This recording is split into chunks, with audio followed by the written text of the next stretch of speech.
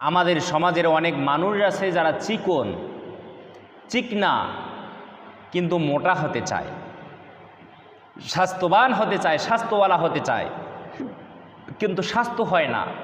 ওই যে চিকন অবস্থায় রয়েছে, অনেক হারবাল খেয়েছে, অনেক ওষুধ খেয়েছে, ভারত গেছে, কানাডা গেছে, যুক্তরাষ্ট্র গেছে, যুক্তরাজ্য গেছে, সিঙ্গাপুর গেছে, বিভিন্ন বড় বড় ডাক্তারদের কাছে চিকিৎসা করেছে, কিন্তু মোটা হয় না, স্বাস্থ্যবান হতে পারে না। অনেক ভালো ভালো ডাক্তারের ওষুধ খেয়েছে, অনেক কিছু খেয়েছে, কিন্তু তারপরেও স্বাস্থ্য হয় না, মোটা হয় না। আবার অনেক ছেলে মেয়ে এরকম রয়েছে, চিকন হওয়ার কারণে অনেক ছেলের বিয়ে হয় না, ভালো ঘরে বিয়ে হয় না। অনেক মেয়ে রয়েছে চিকন হওয়ার কারণে বিবাহ হয় না, বরপক্ষ এসে ছেলেপক্ষ এসে চিকন হওয়ার কারণে পছন্দ করে না, বিয়ে ভেঙে যায়। অনেক ছেলের এই কারণে বিয়ে ভেঙে যায়, অনেক মেয়ের এই কারণে বিয়ে ভেঙে যায়। আজকে আপনাদের বিশ্বনবী সাল্লাল্লাহু আলাইহি ওয়াসাল্লামের একটা হাদিস আপনাদের জন্য যথেষ্ট। এই একটি হাদিসের ওপর আপনারা যদি আমল করেন, কোনো আর হারবাল কিনা লাগবে না, কোনো ওষুধ কিনা লাগবে না, কোনো ডাক্তারের কাছে যাওয়া লাগবে না, কোনো ডাক্তারি পরামর্শ নেওয়া লাগবে না, আপনাকে হাজার হাজার লক্ষ লক্ষ টাকা খরচ করা লাগবে না। শুধু সামান্য কিছু অর্থের বিনিময়ে আপনি চিকন থেকে আপনি মোটা হতে পারবেন।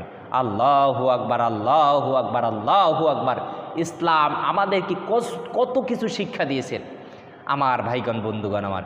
এজন্য আমাদের সমাজে যে মানুষগুলো চিকন, যে বোনেরা চিকন, যে মানুষগুলো চিকন মোটা হন না, আপনাদের জন্য আজকের এই চিকিৎসা বিশ্বনবী সাল্লাল্লাহু আলাইহি ওয়াসাল্লামের হাদিস থেকে আপনাদের আজকের এই চিকিৎসা আপনাদেরকে আমি দেব ইনশাআল্লাহ। আপনারা যদি 100% বিশ্বাস করে হাদিসটা শোনালে আপনারা অবাক হয়ে যাবেন যে এত অল্প টাকায়, এত সামান্য পরিমাণ অর্থের বিনিময়ে আল্লাহ তাআলা এত উপকার বান্দাদের জন্য রেখে দিয়েছেন।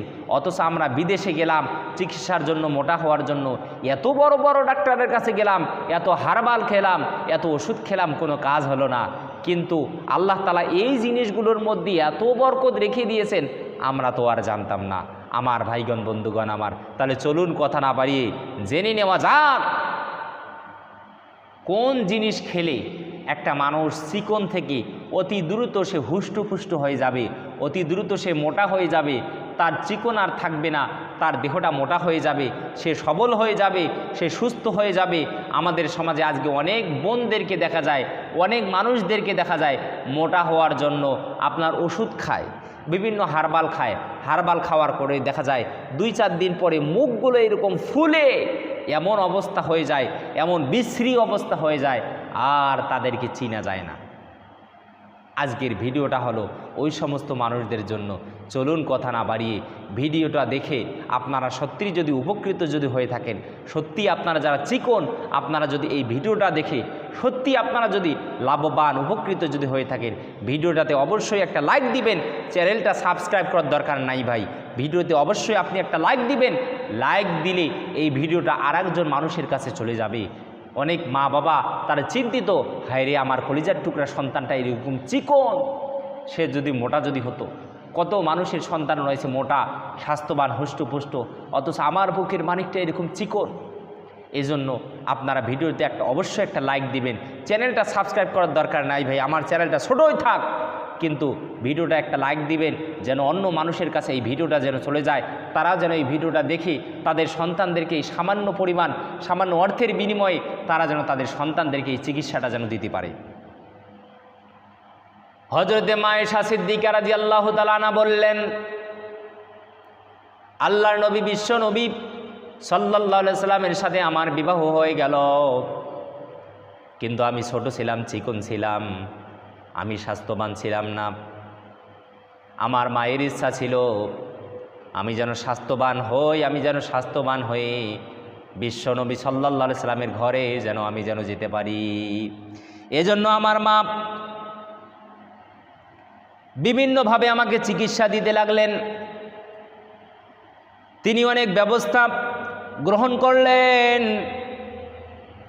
তিনি অনেক রকম ফলমূল আমার খাওয়াতে লাগলেন, অনেক পুষ্টিগুণ সম্পন্ন খাবার আমারে খাওয়াতে লাগলেন, যেন আমি হুষ্টপুষ্ট হই, স্বাস্থ্যবান হই, স্বাস্থ্যের অধিকারী হই, আমি যেন বিশ্বনবী সাল্লাল্লাহু আলাইহি সাল্লামের ঘরে আমি যেন যেতে পারি।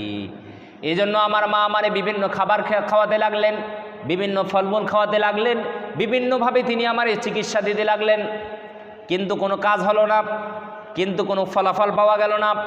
আমার যে স্বাস্থ্য, আমি ওই স্বাস্থ্যই থেকে গেলাম। আমার যেরকম আমি স্বাস্থ্যের অধিকারী, আমি ওই রকমই আমি থেকে গেলাম। এক পর্যায়ে আমার মা হযরতে আয়েশা সিদ্দিকা রাদিয়াল্লাহু তাআলা আনহা তিনি বললেন, এক পর্যায়ে আমার মা তিনি আমারে পাকা খেজুরের সঙ্গে তিনি আমারে শশা ও ক্ষীরা তিনি আমারে খাওয়াতে থাকেন। কি খাওয়াতে লাগলেন? পাকা খেজুর এবং শশা বা ক্ষীরা, আমরা যেগুলোকে শশা ও ক্ষীরা বলি, এই দুইটা ফল তিনি আমারে খাওয়াতে লাগলেন। শশা ও ক্ষীরা এবং পাকা খেজুর তিনি আমারে খাওয়াতে লাগলেন। এই দুইটা ফল খাওয়ানোর কারণে হযরতে আয়েশা সিদ্দিকা রাদিয়াল্লাহু তাআলা আনহা বললেন, এতে আমি উত্তম রূপে আমি স্বাস্থ্যের অধিকারী হয়ে গেলাম। আল্লাহু আকবার।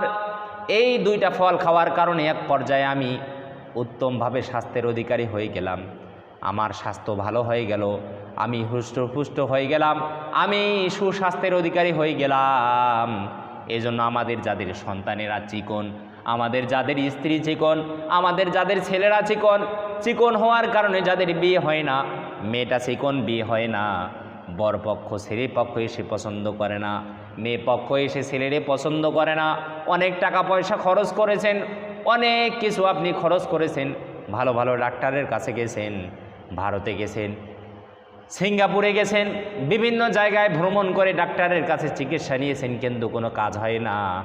আল্লাহর রাসূল সাল্লাল্লাহু আলাইহি সাল্লামের হাদিস থেকে আমরা জানতে পারলাম, হযরতে আয়েশা সিদ্দিকা রাদিয়াল্লাহু তাআলা আনহা তিনি বললেন, এই দুইটা ফল খাওয়ার কারণে অল্প সময়ের মধ্যে আল্লাহ পাক রব্বুল আলামিন আমাকে সুস্বাস্থ্যের অধিকারী বানিয়ে দিলেন। এজন্য আমাদের যাদের ছেলেমেয়েরা চিকন, এজন্য আমরা এই দুইটা ফল খাওয়াবো।